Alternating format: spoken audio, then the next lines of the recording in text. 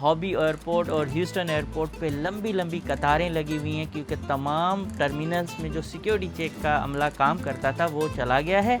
इतनी ज़्यादा भीड़ है कि उनको गुजरने में तकरीबन 1 से 1.5 घंटा लगेगा। टर्मिनल तो हम घूम के आ गए, लेकिन अब मसला हो गया है हमने गाड़ी कहाँ पार्क की है वो पता नहीं चल रहा। आगे ही इस्माइली जमात खाना है तो चलते चलते दिखाएंगे कि, और जहाँ भी ये भाई अपना कोई जमात खाना बनाते हैं वहाँ की प्रॉपर्टी शूट हो जाती है, बहुत महंगी हो जाती है। अस्सलाम वालेकुम, एक और नए व्लॉग में खुश आमदीद। ह्यूस्टन में मौसम तो ज़बरदस्त हो चुका है। ज़ाहिर है मैंने इतना ट्रैवल किया है, उसके बाद अब मैं भी थक चुका हूँ। मैंने भी सोचा है कि कुछ दिन अपने घर को दूँ, रेस्ट करूँ। और अभी मैं ट्रैवल का सोच रहा था तो ह्यूस्टन एयरपोर्ट पे प्रॉब्लम शुरू हो चुकी है। अमला हड़ताल पे चला गया है। शटडाउन होने की वजह से हॉबी एयरपोर्ट और ह्यूस्टन एयरपोर्ट पे लंबी लंबी कतारें लगी हुई हैं क्योंकि तमाम टर्मिनल्स में जो सिक्योरिटी चेक का अमला काम करता था वो चला गया है। अब सिर्फ 2 टर्मिनल खुले हुए हैं और 3 घंटे की लंबी कतारें, मतलब आपको लग जाता है 3 घंटा सिर्फ सिक्योरिटी चेक करके बोर्डिंग गेट तक जाने में। तो काफ़ी मुश्किल हो रही है। नेशनल पार्क्स खाली हो चुके हैं, वहाँ की भी जो एम्प्लॉइज़ हैं वो चले गए हैं और इस तरह से बहुत प्रॉब्लम चल रही है। अब 7.5 लाख या 7.5 लाख से भी ऊपर जो है ना यहाँ के मुलाजमिन जो हैं फेडरल गवर्नमेंट के, शायद वो इसमें इफ़ेक्ट हुए हैं। तो ये मामला यहाँ भी शुरू हो चुके हैं और इस वजह से अभी नेशनल पार्क्स में कोई टिकट भी नहीं है। जाना चाहिए मगर रिस्की भी है क्योंकि जब आपकी वहाँ सेफ्टी का प्रॉब्लम होगा तो आप ना जाएं। और अब मैं सोच ही रहा था, लेकिन मैंने कहा नहीं, अब हम ह्यूस्टन में रहेंगे, ह्यूस्टन के भी कुछ व्लॉग बनाएंगे और जब ट्रैवल का मौका मिला तो ट्रैवल भी करेंगे। अभी यहाँ दरख्तों की कटाइयाँ शुरू हो चुकी हैं और बहुत कुछ जहाँ लैंडस्केपिंग जो होती है ना उसका भी अभी कर रहे हैं। तो इस वजह से ना सुबह से शोर चल रहा है, सुबह से। और बड़ी खुशखबरी की बात बताऊं, जब मैं यहाँ आया था तो कुछ महीनों के बाद यहाँ ना प्रॉब्लम हुई थी। एक बंदा था जो बहुत भयानक किस्म का था, मैं उसका नहीं बता रहा है मज़ीद। उसने ना थ्रेट भी किया था और मेरी पार्किंग में गाड़ी लगा के गायब हो गया था। 1 घंटे के बाद आया था तो मैंने उनसे जब रिक्वेस्ट की कि गाड़ी हटाएं तो वो नहीं हटा रहा था, थ्रेट भी कर रहा था।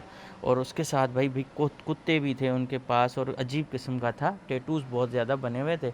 तो वो माशाल्लाह भी घर खाली करके चले गए। हालांकि किसी के जाने पे मैं खुश नहीं होता, लेकिन उनके जाने पे थोड़ा सा इत्मीनान हुआ है और उम्मीद करता हूँ कि जो आने वाले लोग होंगे वो ज़्यादा अच्छे हों। इतने दिनों के बाद आज जो है ना कहीं निकल रहे हैं, जा रहे हैं और मैं भी हम जाएं ऐसी जगह पे जिसको देख के थोड़ा सा आपको भी हैरानी होगी कि यहाँ आज क्या करने आए हो भाई। तो लेट्स गो। दरवाज़ा खुल गया और हमारे दोस्त आ गए। वालेकुम सलाम। मैं जब भी एयरपोर्ट जाता हूँ ना मुझे जो है ना बड़ा डर लगता है क्योंकि एक दफ़ा तो मैं ऐसे ही गया था और मैं भूल गया कि कहाँ पार्किंग है। कभी इधर जा रहा हूँ, कभी इधर जा रहा हूँ क्योंकि इतना कॉम्प्लिकेटेड है। और दूसरा एयरपोर्ट पे काम भी चल रहा है तो आपको बहुत ख्वारी करनी पड़ती है, लेकिन अब वाली ख्वारी उससे भी बड़ी है और काफ़ी प्रॉब्लम बढ़ती जा रही है। कम तो नज़र नहीं आ रहा कि कम हो। भाई ह्यूस्टन की सड़कें जितनी चौड़ी होती जा रही हैं ट्रैफिक भी उतना ही सर का दर्द बनता जा रहा है। अभी तो ये वाला रास्ता खुला हुआ है और वो जो वहाँ एयरपोर्ट से आने वाला है ना वो काफ़ी अभी बिज़ी है। तो आई होप कि हम जल्दी पहुँचेंगे, लेकिन फिर भी देखें घर से लेके अब तक 1 घंटा 2 मिनट से भी ट्रैफिक यही टाइम शो कर रहा है। रेड होने का मतलब है कि आप आराम से नहीं पहुँच सकते क्योंकि डिले हो सकता, क्योंकि जो सेंटर है ना उससे कुछ ट्रैफिक इधर आती है और कुछ उस तरफ जाती है, तो ये फ़र्क होता है। और पूरा शहर जो है ना ट्रैफिक के इस इश्यूज़ में है। हालांकि ह्यूस्टन में जो प्रॉब्लम है ना रहने का वो यही है कि अच्छा शहर ज़रूर है, लेकिन यहाँ ना आपको पब्लिक ट्रांसपोर्ट मिलेगी, ना आपको यहाँ कोई ट्रेन मिलेगी, न यहाँ आपको और चीज़, अपनी गाड़ी पे ही आपको भरोसा रखना पड़ता है, उसी पे डिपेंड होते हो। और बाकी चीज़ें तो बाद में बताएंगे, अभी यह सब चीज़ें मैं क्यों बताऊँ चलते चलते। अब यहाँ से असल इम्तिहान हमारा शुरू हो चुका है। देखें 59 मिनट और यहाँ इतनी ज़्यादा ट्रैफिक जाम है, इतनी ज़्यादा कि अगर कोई बंदा इस टाइम पे एयरपोर्ट जाए और उसकी फ़्लाइट हो 7-8 बजे तो सवाल ही पैदा नहीं है कि इस हालात में पहुँच सकता है। देखिए नॉर्मली 25 माइल 25 मिनट में होते हैं, अब यहाँ देखो डबल से भी ज़्यादा टाइम लग रहा है। वही है ना कि सिचुएशन जो है ना चेंज होती रहती है। कभी फ़्लाइट्स आपकी यहाँ 20 मिनट, वहाँ 3 घंटे, 3.5 घंटे भी हैं। तो कितना इम्पेक्ट पड़ता है ना, देखें। और इसलिए ये जो ट्रैफिक है ना, ये आज भी सबसे बड़ा ह्यूस्टन का मसला है। और यहाँ ह्यूस्टन में मैंने जैसे बताया ना कि घूमने फिरने की जगहें तो है नहीं, कमाओ खाओ पियो सो एंजॉय करो खाओ मगर इंटरटेनमेंट ना होने के बराबर है। खाओ पियो ऐश करो मित्रों, ये है ह्यूस्टन मेरे भाइयों। बिल्कुल। तो ये है हमारे ह्यूस्टन। अभी ट्रैफिक से निकलेंगे, काफ़ी लंबा रास्ता है भाई। इतना ट्रैफिक जाम था कि अब जाके हमें एक्सप्रेस वे मिल गया, उस एक्सप्रेस लेन के अंदर से जा रहे हैं। और यहाँ आप उड़ते जाओ कोई मसला नहीं, लेकिन साइड में देखो कितनी ट्रैफिक है। बस इसके पैसे भरने पड़ते हैं। अगर 2 बंदे होते हैं तो फ्री होता है, और अगर 1 होता है तो उसके अलग पैसे देने पड़ते हैं। तो ये एक सहूलत भी है, मगर कभी कभी ये होता है कि आपको जाने वाला रास्ता खोला हुआ होता है, आने वाला बंद किया हुआ होता है। अब हम यूँ जा सकते हैं मगर इसी पे आ नहीं सकते। जब फ़्लाइट ह्यूस्टन पे आती है ना, सिर्फ जंगल नज़र आते हैं। कहीं कहीं रात को मतलब लाइटें नज़र आती हैं वैसे, लेकिन इस तरफ तो पूरे जंगल है। पूरा सारा मैदान जो है ना जंगलों से भरा हुआ है। ये अब दोबारा हाईवे से आके हम मिले हैं, और इन्होंने किस तरह से प्लानिंग करके इस एक्सप्रेस लेन को बनाया है, वाह। आज मुझे जल्दी नहीं है न मेरे हाथ में बैग है, न मेरे हाथ में कुछ कोई बोर्डिंग पास है, न मुझे कोई जल्दी ट्रेवल करना है, कहीं जहाज़ में जाना है। तो आज हमारे पास है पूरा टाइम। यूँ लगता है एयरपोर्ट पे नहीं, आप जंगल में आए हो ऐसा लग रहा है जैसे हम तो रनवे पे जा रहे हैं। हाँ रनवे पे, और ऊपर देखो ना, यहाँ से गाड़ियाँ जा रही हैं और ऊपर से ही रोड पे और रनवे है उन्होंने बनाया हुआ, वहाँ से प्लेन जा रहे हैं वो सर। कभी कभी ऊपर से ही आप गुजर रहे होते हैं, सब कुछ देख रहे होते हो। Air France, Emirates. हाँ एमिरेट्स सामने खड़ी है। अल हयल अल दुबई, अल वेलकम अल दुबई। यार बहुत याद आती है एमिरेट्स, मेरे सारे पॉइंट चले गए हैं। ये KLM पीछे आ रही है। मैं इनका ना सिल्वर मेंबर हो चुका था, ट्रेवल ना करने की वजह से मेरा वो स्टेटस चला गया और मैं काफ़ी परेशान हो गया। अभी हम पहले गाड़ी यहाँ लगाएंगे और उसके बाद ना हम फिर जाएंगे, देखते हैं कितने पैसे लेते हैं, ये चार्ज करते हैं। आई डोंट नो, भाई को तो बड़ा एक्सपीरियंस है यहाँ का। ये देखें 0 10 मिनट $1, 11 मिनट $6, 1 आवर $6। सही है यार, वेले अलग है। देखें कैसे घूमते घूमते जा रहे हैं। लेवल 4 पे आ गए। अभी हम आए हैं टर्मिनल C के पार्किंग में, और यहाँ गाड़ी खड़ी की है, और इसके साथ अभी जाएंगे, देखते हैं वापसी पर कितने पैसे लेते हैं। और यहाँ एलिवेटर्स लगे हुए हैं, वहाँ से हम नीचे जाएंगे, और सामने मेरे ख्याल में ये एलिवेटर्स हैं, तो इससे हम नीचे जाएंगे, और नीचे जाके हम टर्मिनल C देखते हैं वहाँ कितनी रश है, क्या सूरत हाल है। थोड़ा सा आज टर्मिनल की गाइड भी आपको समझो इसी वीडियो से मिल जाएगा। अगर कोई नया बंदा आ रहा है ह्यूस्टन, तो उसके लिए ये ह्यूस्टन एयरपोर्ट की वीडियो काफ़ी थोड़ी सी हेल्पफुल हो सकती है।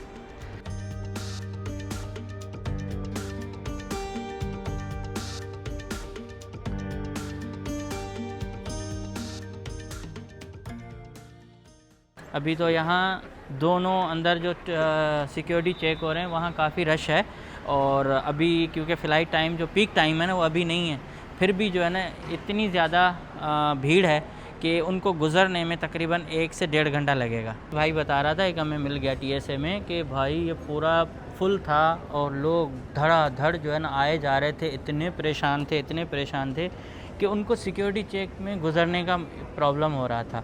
आज तो कुछ बेहतरी हुई है, और अब तो जो फ़्लाइट्स लैंड कर रही हैं और उनके जो पैसेंजर हैं वो यहाँ आ रहे हैं अपने बैग्स वगैरह उठाने।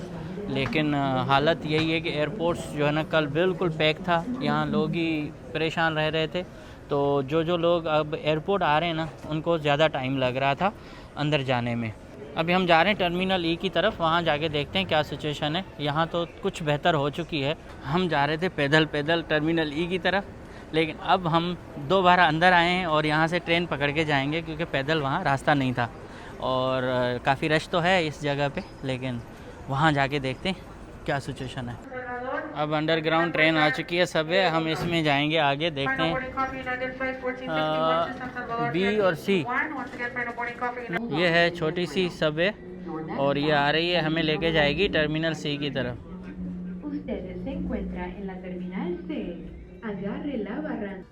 इस ट्रेन में कोई ड्राइवर नहीं है, कोई बंदा नहीं है, खुद ब खुद ऑटोमेटिक चलती है, दरवाजे खुलते हैं आते हैं। तो इससे भी बड़ी बचत है कि इसमें इंसान नहीं है।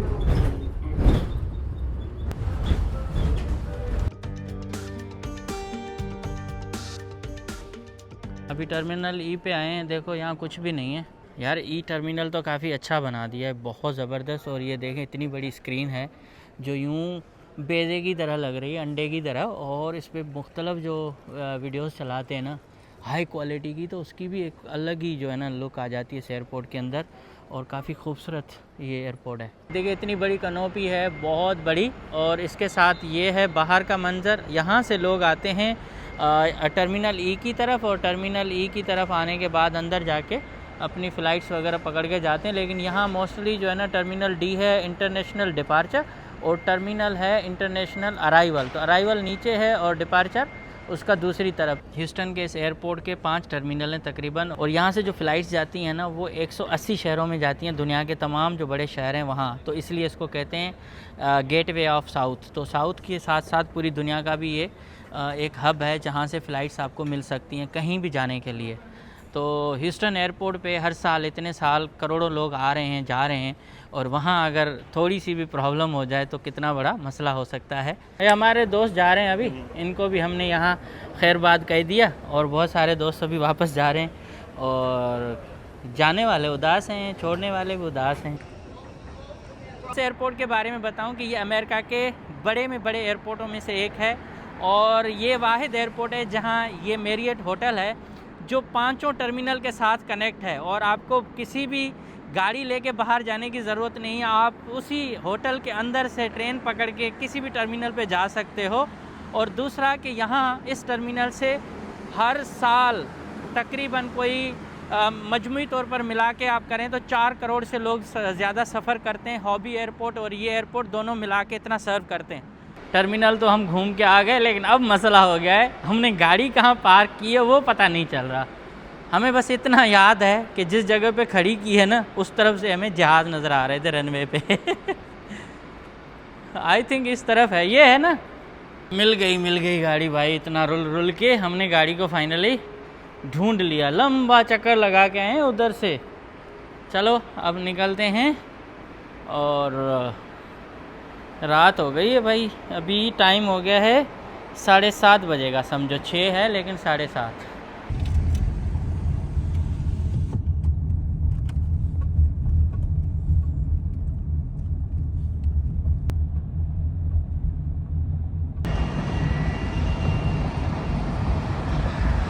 एयरपोर्ट से निकल के हम जा रहे हैं। बहुत सारे दोस्त मिल गए जो पाकिस्तान वापस जा रहे थे, लेकिन यहाँ से देखें कि आगे फिर रश शुरू हो जाएगा। और अभी ना इस्माइलियों का एक बड़ा नया जमात खाना बन रहा है, रास्ते में शायद नज़र आएगा। और उनका जो नया इमाम है ना वो भी आ रहा है। तो मैं जो इस्माइली हमारे जमात के दोस्त हैं, देखते हैं वीडियोज़, उनको मुबारकबाद दे रहा हूँ। बायो नहीं लेके चलना मुझे। और यहाँ से 7 जो है ना बॉडीज़ मिल चुकी हैं और कह रहे हैं सीरियल किलर है ये। अगर ह्यूस्टन पुलिस जो है अभी तक कुछ क्लियर नहीं कर रही, तो इस जगह पे भी तक काफ़ी सिटी के अंदर प्रॉब्लम है। अचानक लाशें मिल रही हैं। अब यहाँ से गुज़र रहे हैं, भाई ने बताया कि यहाँ एक जमात खाना है इस्माइलियों का, बहुत बड़ा बन रहा है, मतलब कि ठीक ठाक उन्होंने ख़र्चा किया है। और इसमें ही आ रहे हैं उनके इमाम शायद इसकी इनॉग्रेशन करने। तो देखते हैं, रास्ते में अगर होगा तो देखते हुए चलते हैं। अब पुराने ह्यूस्टन में आ चुके हैं। ह्यूस्टन डाउनटाउन और उसके हाइट्स वाला एरिया है मेरे ख़्याल में। यहाँ भी काफ़ी रौनक है अच्छी खासी। अब ये है मोंट्रोज़ बुलेवार्ड। तो मोंट्रोज़ बुलेवार्ड में आगे ही इस्माइली जमात खाना है, तो चलते चलते दिखाएंगे, क्योंकि एक तो प्राइवेट प्रॉपर्टी है, अंदर जा नहीं सकेंगे, तो बाहर से ही देख लेते हैं। जहाँ अभी इस्माइली कम्युनिटी के जो सरबराह हैं, इमाम हैं, वो आ रहे हैं विज़िट करने। और ये एक पुराना एरिया है डाउनटाउन का, बिल्कुल डाउनटाउन करीब में है, उसके बराबर में है। तो यहाँ की प्रॉपर्टी की वैल्यू तो आप खुद अंदाज़ा लगाएं। ये सामने वाला ये है इस्माइली जमात खाना नया जो अभी इन्होंने बनाया है, और काफ़ी ज़बरदस्त किस्म का इन्होंने बनाया है। एक तो इसकी एराज़ी बहुत बड़ी है, लैंड बहुत ज़्यादा है। दूसरा इन्होंने जो इसका स्ट्रक्चर बनाया है ना, आर्किटेक्चर, वो भी यूनिक है, बिल्कुल ऐसे मॉडर्न स्टाइल का। और अंदर गाड़ियाँ पार्क करने की भी बहुत ज़्यादा जगह रखी है। तो सोचें कि मेरे ख़्याल में इस तरह का जमात खाना शायद ही किसी कम्युनिटी के पास हो। मैं भी ह्यूस्टन में तो सबसे में बड़ा यही है। और अंदर कम्युनिटी के लोग जो है ना अभी तैयारियों में लगे हुए हैं कि जो नए इमाम हैं वो 9 नवंबर को शायद आ रहे हैं या अभी आ चुके हैं, आई डोंट नो। तो वो इसमें अभी उनकी तकरीब होगी, तो देखें उसकी तैयारी की जा रही है। और बाहर की आप देख रहे हो बिल्डिंग किस तरह से है। तो ये इनका मेन दरवाज़ा है और ये मेन बिल्डिंग है। तो अभी इस्माइली जमात खाना ये वाला अभी खुल जाएगा, आई होप। ज़ाहिर है रात का टाइम है, अच्छा नहीं है कि हम उतर के और वीडियो बनाएं। तो उनको मुबारक हो, उनका नया जमात खाना, हर जगह पे जमात खाना उनका बन रहा है। मिसाल के तौर पे रिचमंड में पहले नहीं था, एक छोटी जगह थी जहां हम मार्केट में जाते थे, वहां फिर उन्होंने बड़ा ले लिया। और जहां भी ये भाई अपना कोई जमात खाना बनाते हैं वहां की प्रॉपर्टी शूट हो जाती है, बहुत महंगी हो जाती है। और बिल्कुल ये प्रॉपर्टी ना बायो के करीब है। यहाँ बेट कॉलोनी भी है जहाँ चमगादड़ शाम में उड़ते हैं, और वो वीडियो मैंने रखी है, अगर किसी को देखनी हो तो लाजमी देख लें। और यहाँ देखें कितने मुनफरद किस्म के स्टैचू लगाए हैं इन्होंने। इसमें हर ज़बान का जो ना क्या कहते हैं अल्फ़ाबेट उसमें शामिल की गई है, अल्फाज शामिल किए गए हैं। अरबी, इंग्लिश, जितनी भी ज़बानें हैं ह्यूस्टन में बोली जाती हैं, तकरीबन 145 ज़बानें हैं ना, उनमें से इन्होंने एक एक हरफ लिया है। और यहाँ फिर कुछ हो गया है क्योंकि बायो में आजकल लाशें बहुत मिल रही हैं, तो आई थिंक ये पता नहीं किस जगह फायर कोई करके गया है या कुछ और इस तरह से नहीं होता, आग लगाई जाती है। तो ये फायर ब्रिगेड खड़ी है, पता नहीं क्या हो रहा है। और आजकल यहाँ ना पुरस्कार तौर पे लोग मर रहे हैं और फिर उनकी लाशें निकाली जाती हैं। तो तकरीबन 1 महीने में 7 लाशें यहाँ से मिली हैं। तो शाम का टाइम है तो भाई एहतियातन ओए होए होए होए, break break break break break break Lali रुक जा। तो अल्हम्दुलिल्लाह ये बात मैं आपको बताऊं, अमेरिका की सड़कें अच्छी हैं और अमेरिका में अगर ड्राइव कर रहे हो तो ड्राइव का मज़ा लो, लेकिन ये ओवर स्पीडिंग मत किया करो। एयरपोर्ट से और शहर से होते हुए यहाँ आए, अभी खाना खाना है यार, भूख लगी है, थोड़ा सा देसी खाने का मूड था। सुबह में मैंने भी नाश्ता किया और उसके बाद खाना सही तरीके से नहीं खाया, तो भाई भी साथ हैं, चलते हैं अंदर रेस्टोरेंट में खाना खाते हैं। खाना खा के बस अभी निकले हैं, तकरीबन 1 घंटा लग गया, चाय भी पी ली। तो खाना मैं नहीं दिखाता, मुझे मज़ा नहीं आता खाना दिखाने में कि लोग देखें कि भाई हम रोज़ खाना खा रहे हैं, हर इंसान खाता है। तो कुछ लोगों की वजह से मैं वीडियोज़ नहीं रख रहा हूँ, लेकिन अगर किसी नए रेस्टोरेंट पे जाएंगे और नई चीज़ होगी और थोड़ा सा माहौल भी ऐसा होगा ना लग्जरी, तो फिर दिखाऊँगा। और अभी हम जा रहे हैं घर की तरफ, और आई होप कि आज का व्लॉग आपको पसंद आया होगा। अगर पसंद आए तो लाइक शेयर कमेंट ज़रूर दे दिया करें और चैनल को सपोर्ट करें। Thank you so much, good night.